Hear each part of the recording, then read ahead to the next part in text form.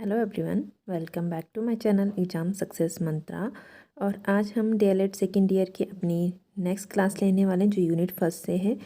हमारा जो आज का टॉपिक है वो है आपका सक्रिय अनुबंधन का सिद्धांत। ठीक है, इसमें पहले मैं आपको अपने नोट्स यानी एक फ्लो चार्ट के थ्रू आपको इसको समझा दूंगी, फिर बुक में किस प्रकार से दे रखा है मैं उसको भी आपको एक्सप्लेन कर दूंगी ताकि कोई भी कन्फ्यूजन इस टॉपिक में ना रहे। जब आप बुक पढ़ें तो ये ना हो कि उसमें कुछ कन्फ्यूजन रह जाए। ठीक है, तो इस तरह से समझिए, सक्रिय अनुबंधन का जो सिद्धांत है उसका दूसरा नाम है नैमित्तिक अनुबंधन। ठीक है, क्या है? नैतिक नहीं है बल्कि क्या है? नैमित्तिक अनुबंधन है। सक्रिय अनुबंधन का सिद्धांत दिया किसने था? ये दिया था आपका बीएफ स्किनर ने। ठीक है, इस सिद्धांत की जो मूल धारणा है वो ये है, यह है कि सीखने वाले की क्रिया का पुनर्बलन हो जाता है। सीखने वाले की क्रिया का, जो क्रिया हमने सीखी, माना मैंने क्रिकेट खेलना सीखा, ठीक है, माना मैंने रोटी बनानी सीखी, तो अगर मेरी रोटी परफेक्ट बन जाती है तो वो क्या करती है, मुझे, मेरे लिए क्या है, एक अचीवमेंट है ना, एक पुरस्कार की तरह है। कोई मुझे उसमें बोल, अरे वाह तूने बहुत अच्छी रोटी बनाई, कितनी गोल रोटी बनी है, कितनी सॉफ्ट है, अगर कोई ऐसे कर दे तो वो मेरे लिए क्या होता है, पुरस्कार हो जाता है। और उस पुरस्कार को ही हम क्या कहते हैं, साइकोलॉजी की भाषा में पुनर्बलन कहा जाता है, जिसे इंग्लिश में रेनफोर्समेंट कहते हैं।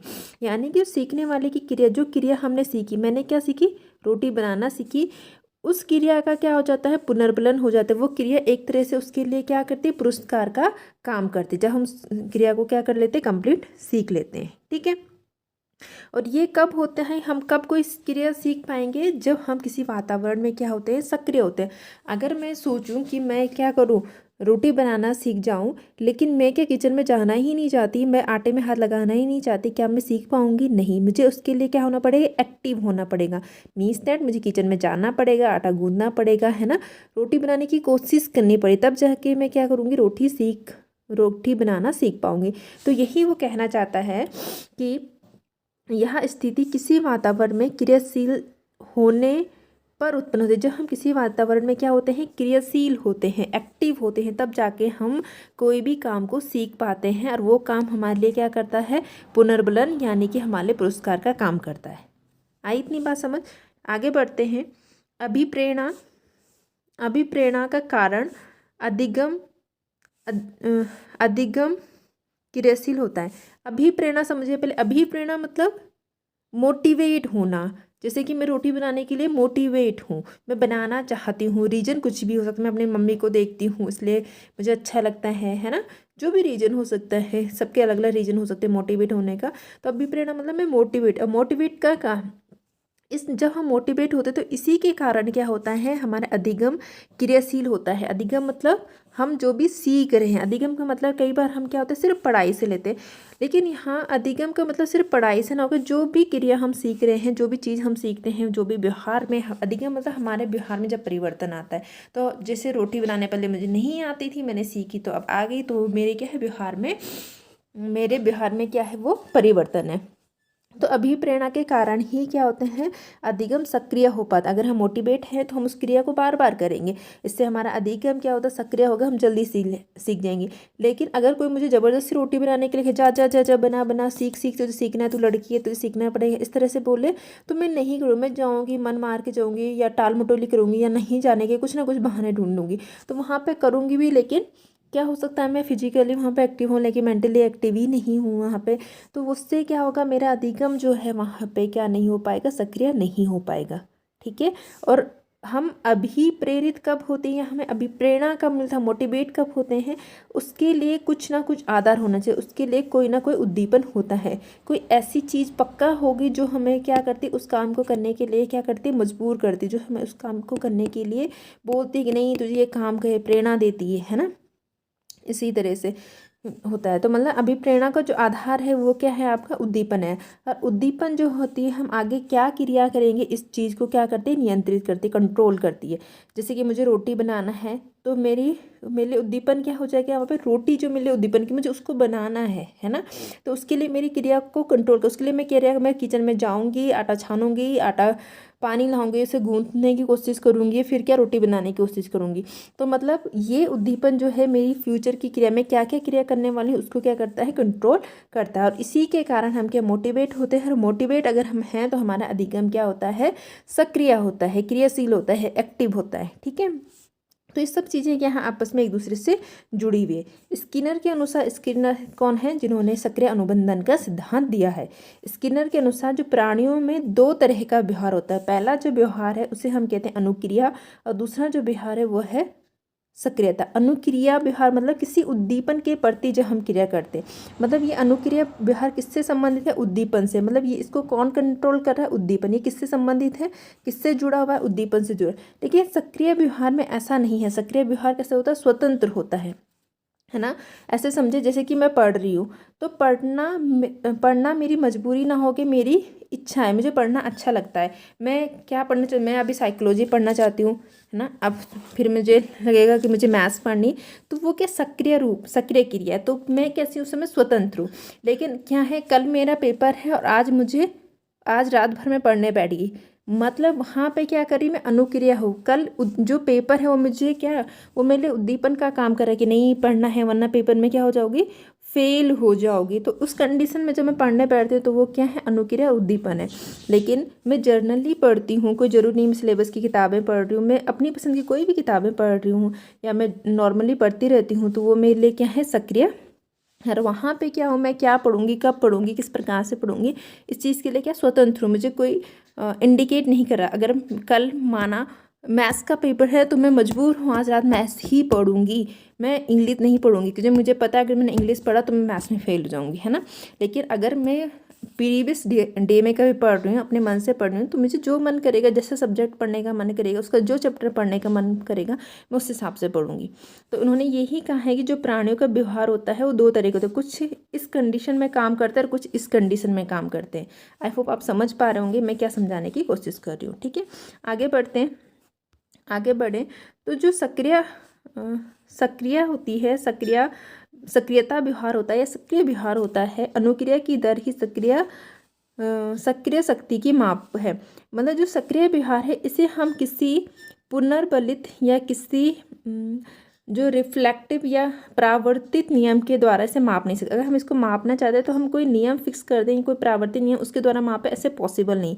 इसके मापने का सिर्फ एक ही तरीका है कि अनुक्रिया कितने इंटेंस के साथ क्रिया, हम जो क्रिया कर रहे हैं, जैसे मैं रोटी बनाना सीख रही हूँ तो मैं कितने इंटेंस के साथ उसको बना रही हूँ। मैं रोज़ बना रही हूँ, मैं सारी रोटियाँ बना रही हूँ, मैं एक दो बना के छोड़ दे रही हूँ, है ना। तो अगर मैं एक दो बना के छोड़ दे रही हूँ, मीन्स दैट मैं उतनी एक्टिव नहीं, उतनी सक्रिय नहीं हूँ, मेरा उतना मन नहीं है। लेकिन मैं पूरी की पूरी रोटी, घर में जितनी रोटी बन रही है सारी मैं अकेले बना रही हूँ, रोज़ बना रही हूँ, तो मीन्स दैट मेरी इंटेंसिटी वहाँ पे क्या हाई है, मेरी सक्रियता वहाँ पे ज़्यादा है। तो हम सक्रियता का जो व्यवहार हो कैसे नापेंगे, अपनी अनुक्रिया के दर पे नापते हैं। ठीक है, ये इतनी बात आपको समझ आ गई होगी। आगे बढ़ते हैं, आगे है इसमें प्रयोज्य के लिए पुनर्बलन। प्रयोज्य समझ ले, प्रयोज्य मतलब सब्जेक्ट, मीन्स दैट जो काम कर रहा है। जैसे कि मैं रोटी बना रही तो मैं क्या होंगी, प्रयोज्य होंगी, मैं क्या होंगी, सब्जेक्ट होंगी, मैं काम कर रही हूँ। उसके लिए जो पुनर्बलन की उपलब्धि होती है, मतलब मैं रोटी बनानी सीख रही थी 3 दिन से, और मेरे चौथे दिन जाके मेरी रोटी गोल बन गई, एकदम सही ढंग से प्रॉपर फूल भी गई, अच्छे से पक भी गई। तो वहाँ पर मेरे लिए क्या है, वो पुनर्बलन की उपलब्धि है, वो पुरस्कार है।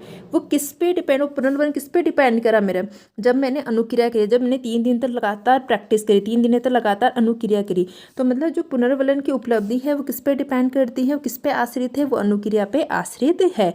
यानी या हम इसके रिवर्स, उसको दूसरे तरह से बोलना चाहें तो हम कह सकते हैं कि अनुक्रिया जो होती है वो पुनर्बलन के लिए इंस्ट्रक्शन का काम करती है, बताती है कि तुम्हें ये पुरस्कार चाहिए तो तुम्हें कैसे कैसे स्टेप लेने पड़ेंगे, क्या क्या काम करने पड़ेंगे, तब जाके ये लेके। आप ऐसे भी समझ सकते हैं, जैसे आप क्लास में फर्स्ट आना चाहते हैं, है ना। तो क्लास में फर्स्ट आने के लिए क्या कर रहे हैं, आप 1 साल से लगातार मेहनत कर रहे हैं, 1 साल से लगातार अनुक्रिया कर रहे हैं। यानी ये पुरस्कार पाने के लिए आपने क्या करा, अनुक्रिया करा, मतलब ये पुरस्कार किस पे डिपेंड करी है, आपकी क्रियाओं पे, अनुक्रियाओं पे डिपेंड करी। या आपको उल्टा कहें तो आपको इस पुरस्कार के लिए आपको इंस्ट्रक्शन, आपको क्या चाहिए, फर्स्ट प्राइज चाहिए, तो आपको इंस्ट्रक्शन कौन कर रहा है, आपकी ये क्रियाएं बता रही हैं कि आपको क्या क्या काम करने हैं। ठीक है, आई होप समझ पा रहे होंगे मैं क्या बताने की कोशिश कर रही हूँ। इसके बाद आगे बढ़े, एक सेकेंड, आगे बढ़े तो आगे है सक्रिय अनुबंधन। सक्रिय अनुबंधन, उद्दीपन अनुबंधन, यानी कि जो सक्रिय अनुबंधन है वो उद्दीपन, किताब में उत्तेजना लिखा है, उद्दीपन अनुक्रिया के बीच में सहचार्य, उसके बीच में संबंध बनाने की एक दूसरी विधि है। मतलब सक्रिय अनुबंधन क्या है, उद्दीपन अनुक्रिया के बीच में सहचार्य यानी संबंध बनाने की एक विधि है। और मतलब इसने कहा दूसरी विधि है, मीन्स दैट इसमें सहचार्य अनुबंधन की दो विधियाँ होती हैं, या उद्दीपन अनुक्रिया में सहचार्य करने की दो विधियाँ होती हैं, जिसमें एक आता है सक्रिय अनुबंधन जिसे हम अभी पढ़ रहे हैं, जो दिया था आपके BF स्किनर ने, और दूसरा आता है आपका प्राचीन अनुबंधन जो हम पढ़ चुके हैं, जो आपके पैवलोव ने दिया था। ठीक है, यहाँ पे मेरे लेक्चर, मेरा जो हैंड नोट्स था वो कंप्लीट होता है। अब हम देखते हैं बुक में किस तरह से लिखा हुआ है। ठीक है, ताकि आप बुक पढ़ें तो आपको कन्फ्यूजन ना हो। मैंने यहाँ पे कैसे बना था, मैंने यहाँ पे काम किया था जैसे एक फ्लो चार्ट के रूप में, है ना। बुक ऐसा पढ़ना थोड़ा ईजी हो जाता है, इसलिए मैंने आपको समझाने के लिए वैसे बनाया था। देखिए किताब में कैसे लिखा हुआ है। किताब में लिखा हुआ है नैमित्तिक अनुक्रिया, नैमित्तिक अनुबंधन, या इसी को क्या कहते हैं, सक्रिय अनुबंधन। इसका अर्थ क्या है, एक तो नैमित्तिक अनुबंधन को ही सक्रिय अनुबंधन कहते हैं। दूसरा है कि यहाँ अनुबंधन की मूल धारणा है कि सीखने वाले की क्रिया का पुनर्वलन हो जाता है। जो सीखने वाले की जो भी क्रिया है उसका क्या हो जाता है, पुनर्वलन हो जाता है। यह स्थिति किसी वातावरण में सक्रिय या क्रियाशील होने पर ही उत्पन्न होते हैं। हम कब कोई सीख पाते हैं, जब हम किसी वातावरण में क्या हो, क्रियाशील हो। ठीक है, BF स्किनर ने क्या करा था, BF स्किनर ने अधिगम के क्षेत्र में बहुत सारे प्रयोग करे थे। एक मिनट, अधिगम के क्षेत्र में प्रयोग करे और यह अनुभव किया उन्होंने कि अभिप्रेरणा के कारण ही, जब हम अभिप्रेरित होते हैं तभी हमारी जो अधिगम है वो सक्रिय होती है। अभिप्रेरणा के कारण ही अधिगम क्या होती है, सक्रिय होती है। अभिप्रेरणा का आधार जो है उद्दीपन होता है। उद्दीपन जो होता है हमारी भावी क्रियाओं को नियंत्रित करता है। फिर स्किनर ने कहा कि स्किनर ने कहा कि प्राणियों का जो व्यवहार होता है वो दो प्रकार का होता है। ठीक है, एक होता है अनुक्रिया, दूसरा होता है आपका सक्रियता। अनुक्रिया का संबंध किससे होता है, उद्दीपन से होता है, और सक्रियता का किसी ज्ञात उद्दीपन जिसको हम जानते हैं इससे कोई संबंध नहीं। ऐसा कोई उद्दीपन नहीं जो दिख रहा हो, जिसको हम जानते हैं ऐसे उद्दीपन से उसका कोई संबंध नहीं होता। ये कैसे होता है, स्वतंत्र होता है। ठीक है, सक्रिय व्यवहार किसी ज्ञात उद्दीपन से नहीं जुड़ा होता है, इसलिए क्या होता है, इसकी शक्ति किसी प्रावर्तित नियम के द्वारा नहीं नापी जा सकती। जब हमें ऐसा किसी उद्दीपन से वो जुड़ा ही नहीं है जिसको हम क्या पहले से जानते हैं, तो हम उसके लिए ऐसे कैसे क्राइटेरिया क्या फिक्स कर सकते हैं कि उसकी हम शक्ति को माप पाएँ। तो इसलिए क्या होता है कि इसलिए अनुक्रिया की दर, जिस प्रकार से हम अनुक्रिया, जिस रेट से हम अनुक्रिया कर रहे हैं वही क्या होती है, सक्रिय शक्ति की माप होती है। ठीक है, प्रयोज्य यानी कि सब्जेक्ट के लिए पुनर्बलन और पुरस्कार की उपलब्धि प्रयोज्य की अनुक्रिया पर आश्रित होती है। यानी उसकी जो पुरस्कार और पुनर्बलन जो मिला है वो किस पे डिपेंड करेगा, अनुक्रिया, जो प्रयोज्य की अनुक्रिया जो क्रिया है उसने करी उस पर आश्रित होती है। ठीक है, प्रयोज्य की अनुक्रिया पुनर्बलन की इंस्ट्रक्शन बन जाती है। यानी प्रयोज्य की जो अनुक्रिया है पुनर्बलन के लिए क्या बन जाती है, एक प्रकार का इंस्ट्रक्शन बन जाती है, उसके लिए क्या निर्देशित करने लगती हैं कि इस तरह से कार्य कीजिए। नैमित्तिक अनुबंधन या सक्रिय अनुबंधन, उत्तेजना अनुक्रिया जिसे हम उद्दीपक अनुक्रिया, मोस्टली जगह यही लिखा होता है, यहाँ पे पता नहीं क्यों ऐसा लिखा है। उत्तेजना अनुक्रिया या उद्दीपन अनुक्रिया के बीच सहचार्य स्थापित करने की दूसरी विधि है। पहली विधि क्या उनसे थी, प्राचीन अनुबंधन का सिद्धांत, है ना, प्राचीन अनुबंधन। इसका मतलब ये है कि अतः उत्तेजना अनुक्रिया के बीच सहचार्य स्थापित करने की दो विधियां हैं, जिसमें एक आती प्राचीन अनुबंधन जिसे पावलोव ने दिया था, दूसरा आता नियमित अनुबंधन या सक्रिय अनुबंधन जिसे BF स्किनर ने दिया था।